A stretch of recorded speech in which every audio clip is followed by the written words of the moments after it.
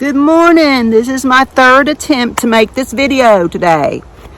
Camera issues. I talked for a good 15 minutes and I think I realized it wasn't recording. So I'm going to try this again. Maybe I'm going to have this story, memorized really well. Second trip to Egypt for Joseph's family. So remember, this famine was for 7 years. So it was really bad. Joseph's brothers had brought back the food that they had gotten in Egypt from Joseph. So they eaten up all the grain which they brought out, and Jacob told them, go get and buy some more little food. We're hungry, we're running out. We got all these people. And Judah said, the man, he told us we couldn't come back unless we brought Benjamin with us. So if you're not going to send him with us, we're not going because it'll be a wasted trip. And Jacob's like, why did you do this? Why did you just do this to me? How could you just tell him about your family, your brother? Why? And they're like, hey, he thought we were spies. So we told him, he asked, how's your family? Do you have a father? Is he still alive? Do you have a brother or any other brothers? So we told him, so he wouldn't think we were spies. We didn't think he would want our brother to come back with us. And Judah, the oldest, he said, hey, send Benjamin with me. I'll keep care of him. And if something happens to him, it's on my head. You can take it out on me. I'll take responsibility. But if we don't go down there with him, we won't get any food. And therefore, all of us, Benjamin included, will suffer, if not starve to death. So at least, if we go and he sends us back, even if we don't bring him back, hey, we have food. But we got to worry about the problem at hand, Dad. So Jacob thinks about it and is like, all right.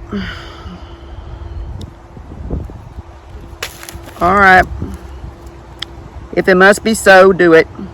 But take the best fruits of the land in your vessels and carry a present to this man, a little balsam. Take some balsam, a little honey, some spices, some myrrh, nuts and almonds. What they did have. Take it over there. And take double money in your hand, and also that money you came back with in your sacks. Maybe it was just an oversight. Take your brother, get up and go again. Get moving. And God have compassion on you for this man, so he may send away your other brother. That, remember, they have Simeon as holding ransom until they get back with Benjamin. So may God have compassion and send him back, Simeon and Benjamin. If I am grieved of my children, I am grieved. In other words, there's nothing I can do. I've got to, we have to have food. But if I'm grieved, I'm grieved. He's just kind of resigned to that fact. So they took the presents of stuff that Jacob told them to get, the nuts and the myrrh and all the honey stuff and balsam. They took Benjamin and they went on down to Egypt, and they stood before Joseph. And when Joseph saw Benjamin was with them, he said to the head of his household, steward/butler guy, bring these men home. In other words, bring them to my house and slay. Not them. Slay something to eat. We're going to have a big barbecue. These men are going to dine with me at noon. So he did. Brought the men into Joseph's house.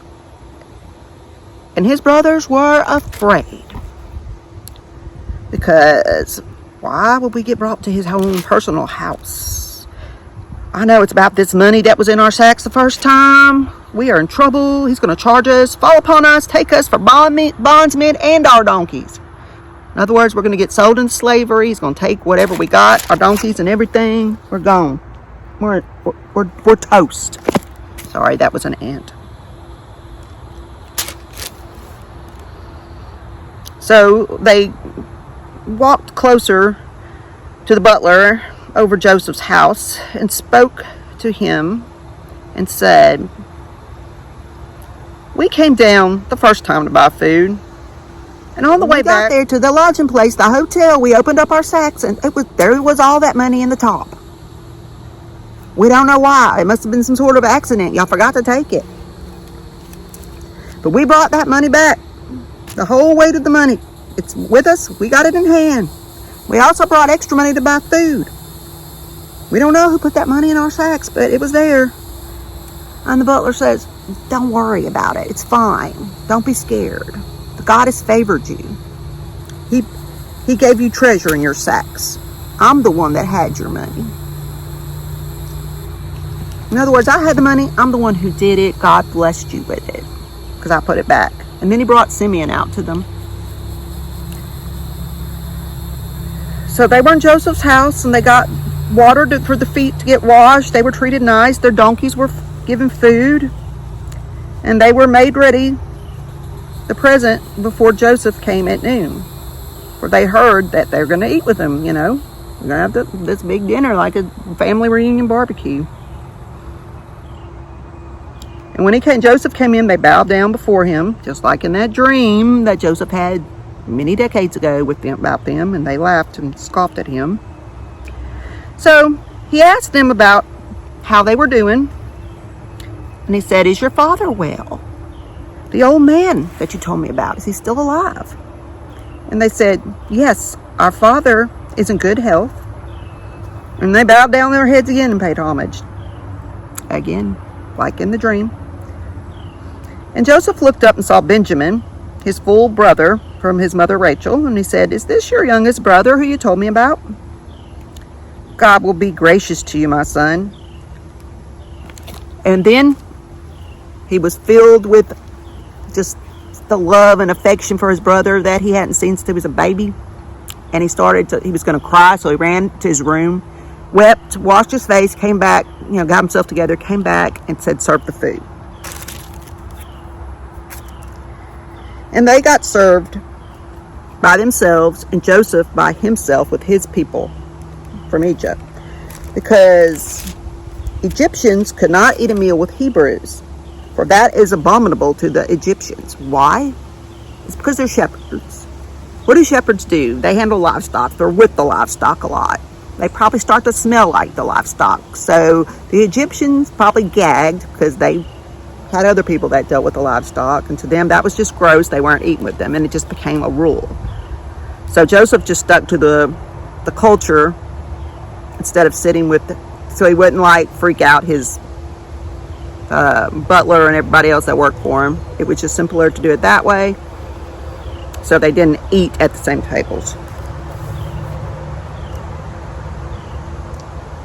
So the firstborn according to his birthright. So his brothers sat again from oldest to youngest, and Joseph had them sent portions of food, but Benjamin was given 5 times as much. So they ate, drank, and were merry, it says right here.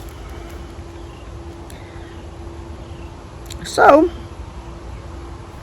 he tells the butler again, fill all their sacks up.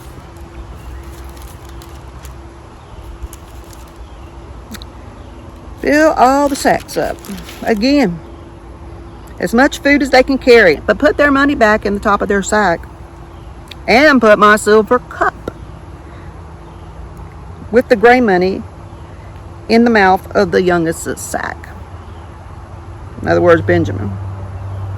So he did, and soon it was the next day. The men were sent away with their donkeys. They left. And when they had left, not too far away, they'd gone, Joseph told the butler, get up, follow them, and when you overtake them, say, why have you done bad for all the good that I treated you? Is this not the cup from which my Lord drinks? Indeed, the cup by which he divines. So they think he uses this cup for divination purposes. Joseph really wasn't a fortune teller, but he was a prophet, which we learned that already through his dream interpretations and the dreams he had had. So perhaps they figured this is how he makes his decisions or prophesizes by using this cup. He could just have it with him. He could be drinking, but I don't think he's talking to other spirits. But the Egyptians had their own ways, and he just probably went along with it. So they say, why do you have his special silver cup that he divines by? You've done evil by doing this. So Butler did it. And they say, well, hey, why does my lord, the Pharaoh's governor here, say these words? We wouldn't do this. The money we found in our sacks we brought to you again out of Canaan. Why would we steal silver or gold out of his house? Whomever one of us has it, let him die. And then we too will go and be slaves for your Joseph, for the governor, your lord. They use the word lord. And he said, now also let it be according to your words. He with whom it is found will be my servant, and you will be blameless. So in other words, not all of y'all, just whoever has it, they're going to be the servant. Then each man speedily took down his sack to the ground and opened it. And he began searching from the oldest to the youngest, and the cup, of course, was found in Benjamin's sack. Well, then the brothers just tore their clothes, because that was their sign of, oh, dear Lord, help us. We are grieving what happened. And so they did rip. So they loaded up their donkeys again and came back to the city. And Judah and his brothers went to Joseph's house, for he was still there, and they fell before him on the ground. And Joseph said, what deed is this that you've done? Do you not know that such a man as I can certainly divine? In other words, I know that you took it because I just know things, because I'm a prophet. And Judah said, what will we say to you, my lord? What will we speak? Or how will we clear ourselves? God has found out the iniquity of your servants. In other words, the intentional sin.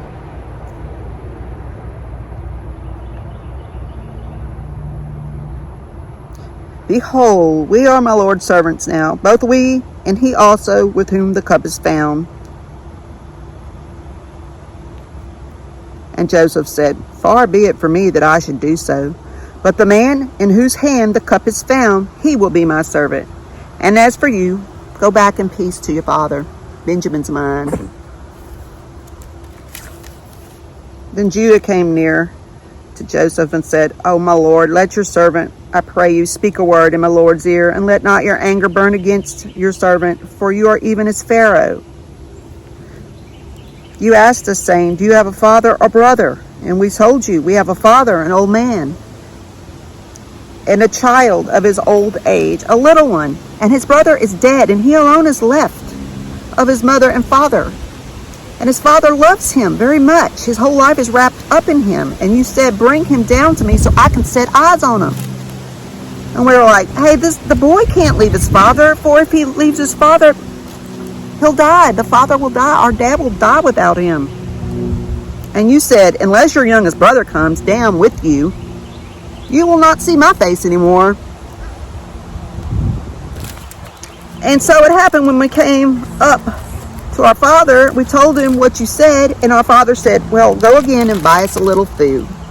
We cannot go down unless our youngest brother is with us. That's what I told him. Because you won't see us, you won't tell us anything unless we have them. And our father told us, you know that my wife bore me 2 sons, and the one that went away from me, and I said, surely he's torn to pieces, and I haven't seen him since. And if you take this one from me, and something bad happens to him, you will bring my gray hairs down to the grave in evil. Now, therefore, when I come to your servant, my father, when I come, because everybody's your servant, because Joseph's have a high rank. When I come back to my father and the boy's not with us, seeing that his whole life, our father's whole life is bound up in Benjamin. It's just wrapped up in Benjamin's life. This is what he lives for. It will happen when he sees that we don't have him. He is going to go down to his grave in sorrow. He's going to drop dead and just die from grief and shock. I became surety for my brother. I said to my dad, if I don't bring him back to you, then I'm going to bear the blame to you forever, Father. Now please, let me stay instead of the boy as a bondsman for you, and let the boy go back up with my brothers. For how will I go to my father with the boy not with me? And I shall see that evil, that horror come upon my father. Because he's already seen it one time when they did it to Joseph. Now it's going to be worse than ever when they don't bring Benjamin back to him.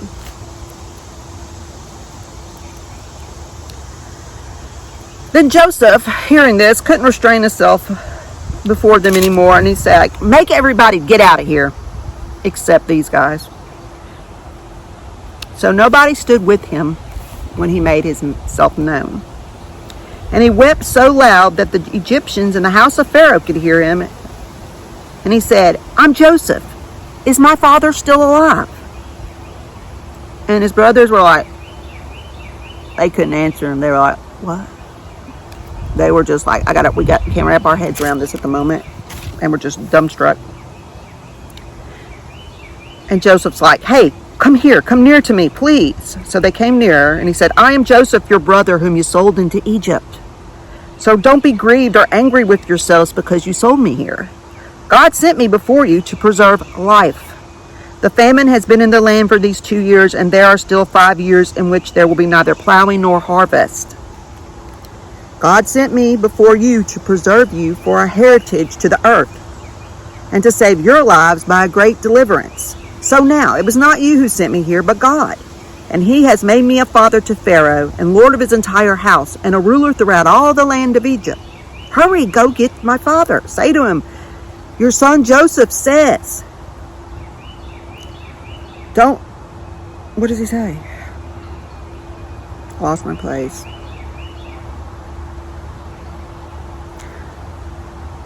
Hurry, go up to my father and say to him, your son Joseph, God has made me Lord of Egypt. All right, try again. Go up to my father. Hurry up, go and say, the Lord has made your son Joseph Lord of all Egypt. Come down to me. Don't stand around. Joseph says, hurry up. Tell him. And you will dwell in the land of Goshen, and you will be near to me. You, your children, your children's children, your flocks, your herds, all that you have. And I'll take care of you. For there are still 5 years of famine, lest you and your household and all that you have come to poverty. And behold, your eyes see in the eyes of my brother Benjamin that it is my mouth that speaks to you. And you will tell my father of all my honor in Egypt and of all that you've seen, and you will hasten and bring my father down here. And he fell upon his brother Benjamin's neck and wept, and Benjamin wept upon his neck. Moreover, he kissed all his brothers and wept over them, and after that his brothers talked with him. They had to catch up. And the report of it was heard in Pharaoh's house, saying, Joseph's brothers have come. And this pleased Pharaoh and all his servants well. And Pharaoh said to Joseph, say to your brothers, do this, load your beast and go. Get to the land of Canaan, take your father, your households, and come to me, and I shall give you the best land of Egypt, and you will eat of the fat of the land. Now you are commanded to do this. Take wagons from the land of Egypt for your little ones, your wives. Bring your father. Come. Don't regret leaving your household stuff. Just leave it. For the good of all the land of Egypt is yours. So the children of Israel did this. And they went their back. And they also got, along the way for the trip, each man got a change of clothes. But to Benjamin, 300 pieces of silver and 5 changes of clothes. And he sent to his father 10 donkeys loaded with the good things of Egypt, and 10 she-donkeys loaded with grain and bread and produce for his father's trip. And he told his brothers, see that you do not fall by the way.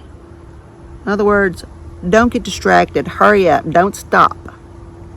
And they went up out of Egypt and back to Canaan to Jacob and told him, Joseph is still alive, and he is governor over all the land of Egypt. And his father's heart fainted. It skipped the beat. It stopped for a minute. He was just like, and he didn't believe them. this was too much to take in. But they told him everything Joseph had instructed them to do. And when he saw the wagons and everything that Joseph sent to carry him back, the spirit of Jacob, their father, revived. And Israel said, "It is enough.